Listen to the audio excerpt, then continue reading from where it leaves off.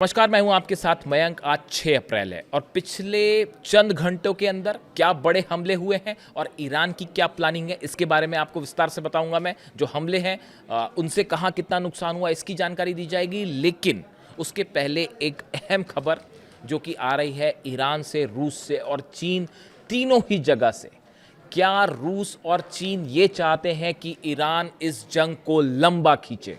देखिए, इस तरह के तमाम बयान रूस की तरफ से भी आए हैं, चीन की तरफ से भी आए हैं कि ये जंग खत्म होनी चाहिए। लेकिन अब बड़े सारे एक्सपर्ट्स ये राय जाहिर कर रहे हैं कि क्या चीन, ईरान और रूस ने, रशिया ने मिलकर एक ऐसा प्लान तैयार किया है, एक लंबा प्लान जिसमें अमेरिका अंदर आने के बाद अब बुरी तरह से यहाँ पर घिर भी गया है, शिकस्त भी खाएगा और वापस अगर जाता है तो मिडिल ईस्ट से हमेशा के लिए अपना कंट्रोल खो देगा। यह प्लान कहा जाता है कि रूस, चाइना और ईरान ने तैयार किया है। देखिए, डोनाल्ड ट्रंप ने ईरान को जो अल्टीमेटम दिया है वो आज रात 8 बजे खत्म हो रहा है। ट्रंप ने कहा है कि अगर आज रात 8 बजे तक ईरान की तरफ से हॉर्मूज नहीं खोला गया तो उसका नतीजा होगा ईरान पर भयंकर हमले। अब ईरान ने भी इसका करारा जवाब दे दिया है।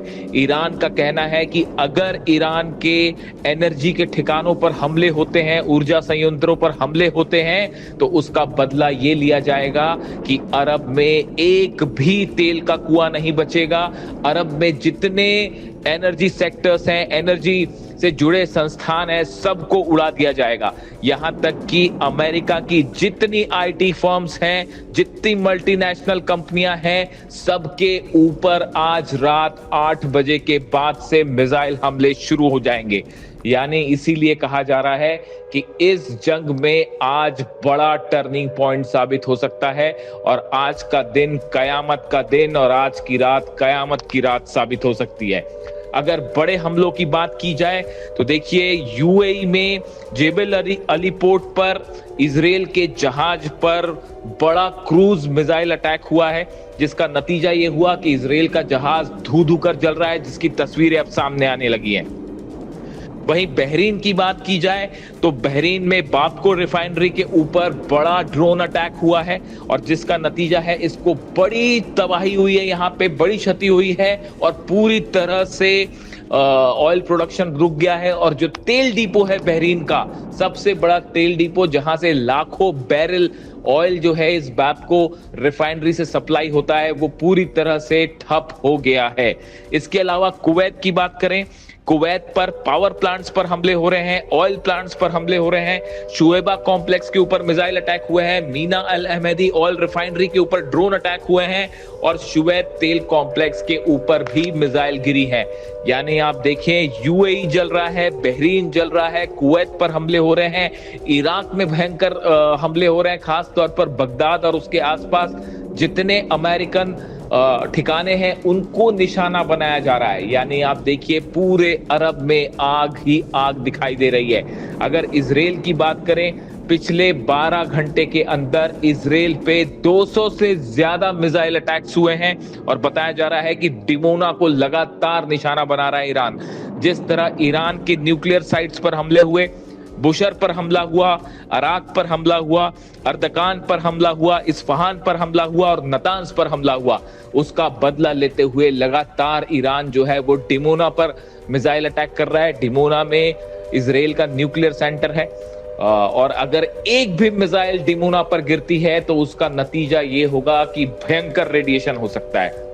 इसके अलावा अगर आप बात करें, देखिए लगातार इस तरह की खबरें आ रही है कि एक बार फिर ग्राउंड ऑपरेशन की कोशिश हो सकती है ईरान में। देखिए, ईरान में जिस तरह से दूसरे पायलट को अमेरिका ने बचाया, भले उस पायलट को बचा लिया, लेकिन उसका नतीजा ये हुआ कि इस ऑपरेशन में अमेरिका को अपने 5 फाइटर जेट्स गंवाने पड़े और ये बेहद ही महंगा ऑपरेशन साबित हुआ अमेरिका के लिए। अब बताया जा रहा है कि आज रात के बाद 8 बजे के बाद अगर ईरान ने शर्तें नहीं मानी तो अमेरिका ईरान के ऊर्जा के ठिकानों पर बड़े हमले कर सकता है, ऑयल रिफाइनरीज को निशाना बना सकता है और जिसका नतीजा ईरान की तरफ से बड़ा पलटवार हो सकता है। देखिए, कहा जा रहा है, इसी बीच खबरें इस तरह से ये भी हैं सामने कि बुशर के ऊपर लगातार जो हमले हुए उससे रूस भी खासा नाराज है। रूस की व्लादिमीर पुतिन की नेतन्याहू से बात हुई है और उसके बाद खबरें ये भी आई कि ईरान के विदेश मंत्री अब्बास अराक्ची साहब ने पुतिन से फोन पर बात की है। यानी देखिए बहुत कुछ डेवलपमेंट हो रहे हैं, बड़ी तेजी से डेवलपमेंट हो रहे हैं, लेकिन इसके बीच जो ये हमले हो रहे हैं इसने इस पूरे रीजन को एक बेहद खतरनाक मोड़ पर लाकर छोड़ दिया है। अब सब इस बात का इंतजार कर रहे हैं कि आज रात 8 बजे के बाद क्या इस जंग में एक निर्णायक मोड़ आने वाला है और अरब समेत इजराइल समेत पूरा इलाका क्या अब एक बहुत बड़े विनाश की आग में जलने जा रहा है। वहीं दूसरी ओर इजराइल से जो खबरें आ रही हैं, इजराइल इस बात का इंतजार कर रहा है कि डोनाल्ड ट्रंप की तरफ से क्या संदेश मिलता है। देखिए डोनाल्ड ट्रंप ने इजराइल को कहा था कि ईरान के ऊर्जा संयंत्रों पर और पेट्रोकेमिकल्स के ठिकानों को निशाना ना बनाया जाए, जिसके बाद इजराइल ने ये हमले रोक दिए थे। लेकिन आज रात 8 बजे की टाइमलाइन खत्म होने के बाद एक बार फिर इजराइल बड़े हमले शुरू कर सकता है ईरान के तेल के ठिकानों पर, ईरान के ऊर्जा संयंत्रों पर, जिसका नतीजा ये होगा कि एक बार फिर जो है ईरान की तरफ से बड़ा मिसाइल अटैक होगा इजराइल के ऊपर। इजराइल के 10 शहर ऐसे हैं जो पिछले 24 घंटे के अंदर ईरान की मिसाइलों का शिकार हुए हैं और जहां जबरदस्त तबाही देखी जा रही है। 10 शहर ऐसे हैं जिसमें सबसे ज्यादा नुकसान की खबरें जो है वो तेल अवीव से आ रही हैं। इसके अलावा बताया जा रहा है कि जो एयरपोर्ट है तेल अवीव का, उसको बड़ा नुकसान हुआ है और वहां पर कई मिसाइल्स ने डायरेक्ट हिट किया है, खास तौर पर बेन गुरियन एयरपोर्ट पर। इन हालात में इजराइल में एक बार फिर बड़ी तबाही आज रात को देखने को मिल सकती है। यानी आज वो दिन है इस जंग का जिसमें सबसे बड़ी तबाही देखने को मिल सकती है।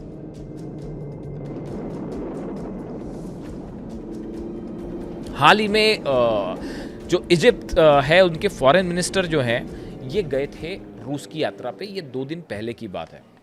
उनकी मुलाकात होती है वहाँ पे व्लादिमीर पुतिन से और उनकी मुलाकात हुई वहाँ पे रूस के विदेश मंत्री लावरोव से।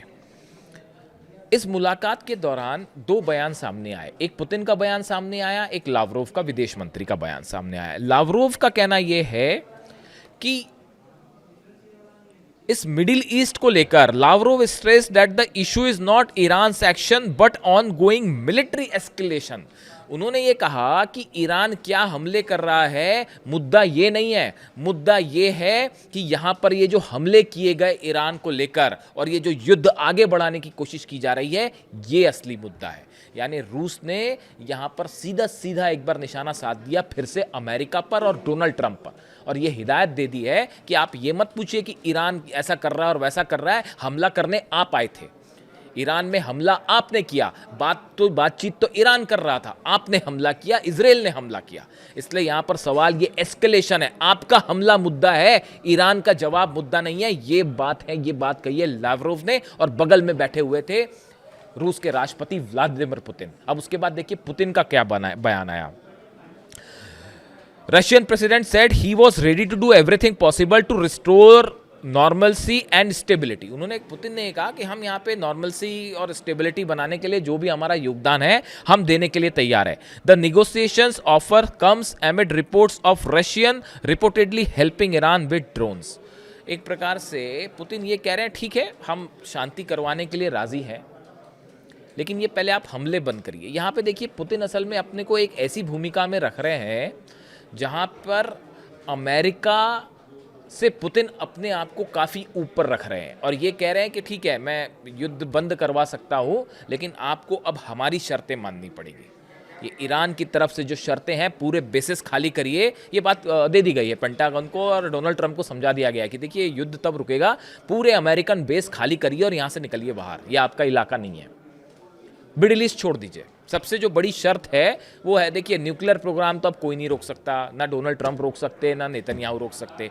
मिसाइल प्रोग्राम कोई नहीं रोक सकता। क्या मिसाइल प्रोग्राम रोकोगे? वहाँ पे हर दिन जो है वो सैकड़ों ड्रोन बन रहे हैं। और बड़ी खबर ये भी है देखिए कि बताया जा रहा है, इस तरह की खबरें आई हैं ईरान की मिसाइल्स को लेके कि ईरान के पास जो मिसाइल्स फायर की ईरान ने, अगर आपने उसके नंबर देखे हो तो ईरान ऑन एन एवरेज 100 से 200 मिसाइल रोज फायर कर रहा है। आप अगर चलिए 100 भी मान लीजिए, तो भी इन हालात में 3000 मिसाइल्स जो हैं वो एक महीने में चल रही हैं।